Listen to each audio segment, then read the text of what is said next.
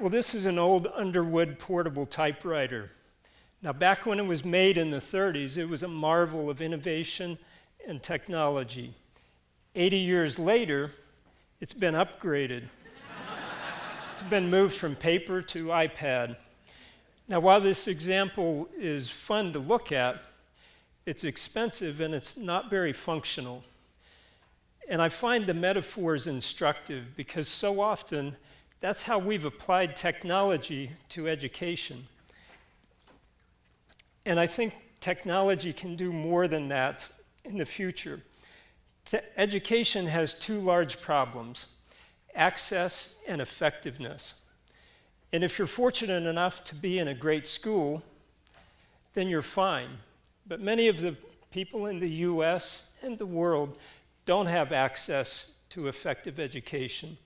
And I think technology can help more than it has in the past. And so today I want to share a way to leverage technology in education to make it more accessible and more effective. And it's not just about technology, it's about people. Although I'm not a professional educator, I'm a technologist with a passion for education because I've experienced the change that it can make in your life firsthand.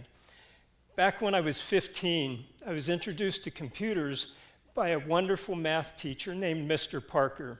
No relation, but Mr. Parker pulled me out of his Algebra 2 class because he saw I was bored, and he set me in front of a new computer the school had received that no one knew how to run. It was a Litton desktop computer. And he said, "Ken, make it do something interesting." Well, my love affair with computers was launched. I went on to go get two degrees. I'm a first-generation college graduate in my family. But I went on to go get 2 degrees in computer science, worked in aerospace for 10 years, financial technology for 6 years, and then for the next 12 years had a wonderful experience co-founding and building a financial technology company called RiskMetrics Group. We grew from 25 to 1,200, and then we sold it for a handsome profit 18 months ago. And so I know firsthand the change and the importance, the opportunity that education can make in your life. And as a technologist, as we set off on a next great adventure, I'd like to think about how to use technology to give that gift to others. And I know we can do better than bolting on iPads onto typewriters. So I want to share 3 thoughts with you today. First, community enriches education in powerful and proven ways. Second, technology connects people on a massive scale. And thirdly, if we use technology to connect community and education together, then we can make education more accessible and more available. So first, community and education. Well, there have been a lot of research and results that talk about the value and the benefits of community and education. Don't people always look happy in stock photos? One of my favorite studies about community and education was done back in the 70s by Yuri Treisman. He was a teacher of the first semester calculus course at UC Berkeley in California. And he noticed this disturbing trend that there was always a high-performing group, and then there was this large, persistent, low-performing group. They had failure rates of 40%. Now, these kids were all smart. They had gotten accepted into Berkeley, and yet there were very different outcomes. So being a great teacher, he wanted to get to the bottom of that. And so he conducted a study. It turned out to be a hard problem because it wasn't any of the things they suspected, like motivation or work or socioeconomic background or parental involvement. But it turned out the difference was community. And here's what they found. They even had moved into the dorms with the students so that they could study closely what they were doing. What they found was the low-performing students seemed to be doing everything right. They'd get up, they'd go to class, they'd take notes, they'd do their homework religiously. But they did it alone. They'd work in their dorm or the library alone. By contrast, the high-performing students, they would form social groups with an academic focus, and so they'd study together. If they got stuck, they'd contribute their efforts and they'd solve the problem together. So if one of them figured it out, they all figured it out. And so the difference in performance was community. So Treisman set up, again, being a good researcher now, set up a intervention to help. He created something called the Mathematics Workshop Program. And it was just a small group of students that would get together in smaller groups, and they'd work on the problems together. And let's look at the results.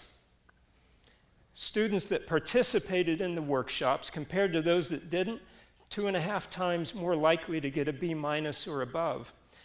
But the biggie was the failure rate plummeted from 40% down to 3%, and it was just due to community. So that's a form of community and learning called collaborative learning. You're working together on a problem in a group, you have a shared objective, but you bring your diverse skills together to solve the problem, and you end up with higher motivation and a lot of other factors that make it a much more effective experience. Another type of community and learning is something called active learning. Same kind of principle, you're engaging with the material, engaging with other students, but it increases your motivation, you have better retention, and again, you learn from others. Peer-to-peer support is another type of community and learning, and this is basically students teaching other students. It takes many different forms, tutoring, teaching, study groups, but the key part here is it's infinitely scalable.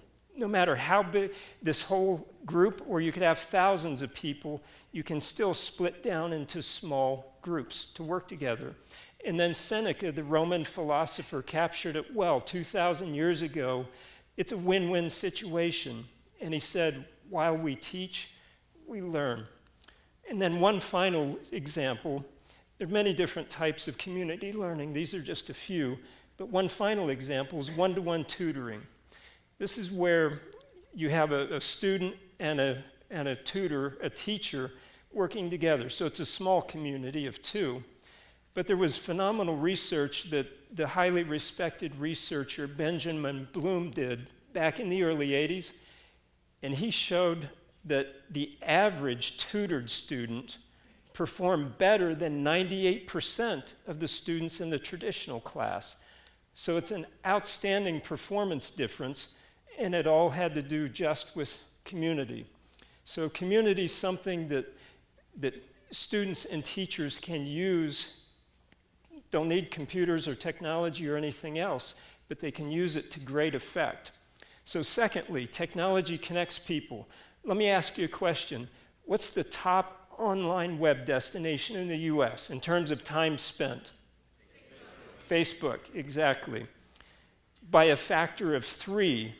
And this is in the month of May last year, 53.5 billion minutes were spent on Facebook. And what is Facebook? It's just a way to connect people across time and space. Facebook this month has 800 million users. They're on track to hit 1 billion users this summer. That's 1/7 of the world's living humans. Facebook's not happy with the growth. The rumor has it that they're digging deeper.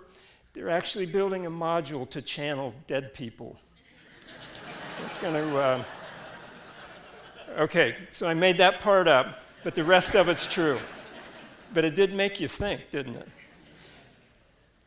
Well, it's not just a US phenomenon. In fact, we're 13th in terms of how much time we spend online per capita on social media.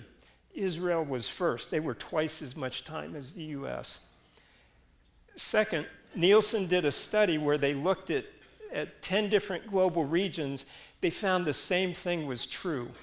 All 10 global markets, the top online web destination was social media and blogs. And it wasn't Facebook outside the US. So I'm not saying that Facebook and social media is the solution to education. In fact, a lot of teachers would say it's a distraction from learning. But what I am saying is that technology is connecting people in massive, powerful ways on a global scale. And it's changing how humans interact with each other and how we maintain relationships. So thirdly, how do we use technology to connect community to education? Well, all of us have seen the new ebooks that are coming out, and believe me, those are on the way as a new way to deliver media. Even the cool new graphic art and other media that you see coming out, ebooks are going to do that. But one thing you don't see as much yet is the rich community plugged into that media. And so that's something our group has been working on recently. And so let me show you some of the ideas that we're working on. So we have two hypothetical students, Jessica on the left with her iPad and Susie on the right with her laptop. And they're actually working on their math homework. Could be any type of homework. Jessica starts out on her iPad and she ran into a question. So instead of getting stuck, she creates a note, drags it up and shares it with her study buddies. Now we'll switch over to Jessica's laptop. You'll see the note pops up in the same place in her math book. And so the study group actually starts a live chat. They don't have to be in the same room anymore. They can be anywhere. And so Susie's actually the expert. So she starts drawing a response that answers, well, why is this a right angle? So back from Jessica's perspective, she has someone that's responding back to her. They're having a dialogue. Does this make sense? Oh, yes, that makes a lot of sense now. Demos are always happy. And you have a conversation.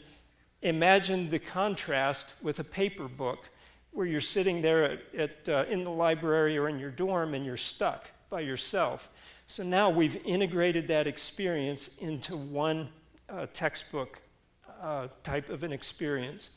So let's look at some other ways that innovation can bring community into education. Well, we've seen that Facebook and many other social media sites demonstrate the power to create communities. And let's look at it a little more carefully. The communities can be any size, shape, location, any special interest group, and you're building your personal learning network as a student.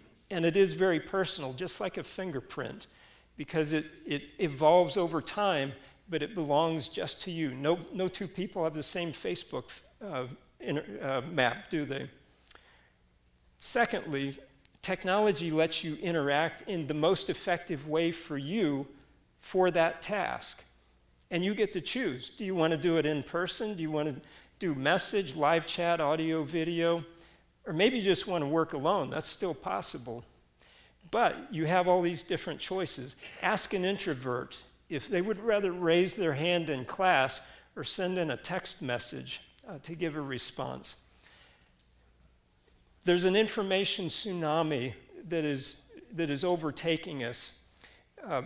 IDC and EMC report that every 2 years, the total information in humanity doubles. So exponential growth is what we're seeing in information. The best programmers I know, for instance, don't even buy books anymore. They plug into blogs and online communities to learn and to stay current. The community's generating all the content, and it's all available online. And so we need ways to access it and to find what we need. Everything's easy to look up now. Einstein famously said, I never commit to memory anything I can look up in a book. Well, it's even easier to look it up now. If you want to know something, there's a new verb, you Google it. And so we need to use our communities and the efforts and the intellect of others to sift through this information tsunami to get to what we need. This one's perhaps nearest and dearest to my heart. Technology can help scale up great teachers. Did you hear about the AI course that 2 Stanford professors offered last semester? It was their standard artificial intelligence course that students can take on site. Normally it costs $57,000 per year to attend Stanford. They offered it online for free.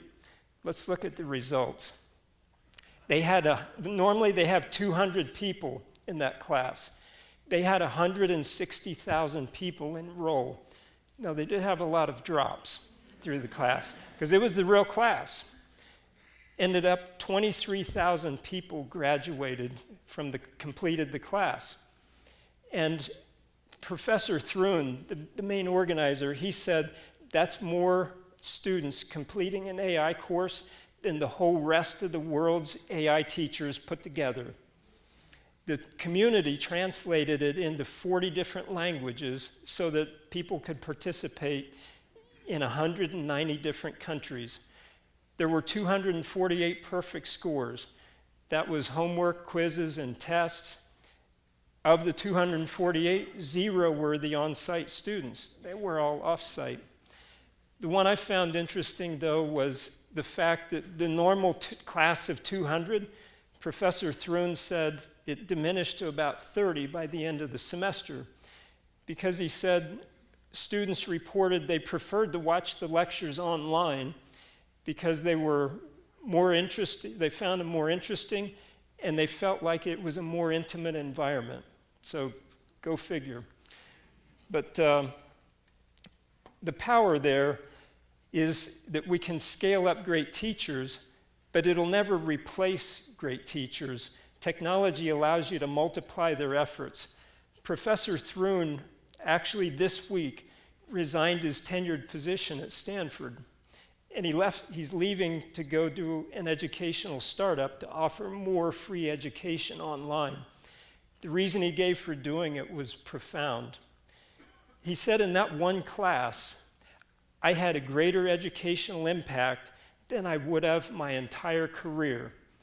And I want to do more of that. And the reason I find this powerful is because of those 23,000 students, how many of them would have otherwise had access to that kind of quality experience? There were single mothers in tough domestic situations. There were survivors in war-torn Afghanistan taking that class. So that brings us to the next point that technology does for you. It increases access. This is a graphic that came from the BBC that shows how over the past 14 years, how internet is basically, the world is coming online. In the last 5 years, the number of people online on the internet has doubled from 1 billion to well over 2 billion now. 35% of the world's population is now online. So those are some of the ways that technology can connect community into education. So in summary, community enriches education profoundly, and it's proven. Technology connects people on a massive global scale. And if we use technology to connect community and education, then we can make education more accessible and more effective. So whether you're a student, a teacher, an administrator, parent, or a citizen, imagine with me some of the very real possibilities for the future of education. Imagine asking your book a question and your community answers you. Imagine students helping other students and the unlimited scaling that that provides. Imagine billions of connected minds solving problems and learning together. And then one of my personal dreams, imagine access to great teachers and an engaged community that's available for everyone. So I would encourage you, let's explore and experiment. And as Mr. Parker told me years ago, make it do something interesting. In the end, education is about people. Digital tools will come and go, but the common denominator is still people, and it always will be. So if we do use technology to connect people in community for education, the results will astound.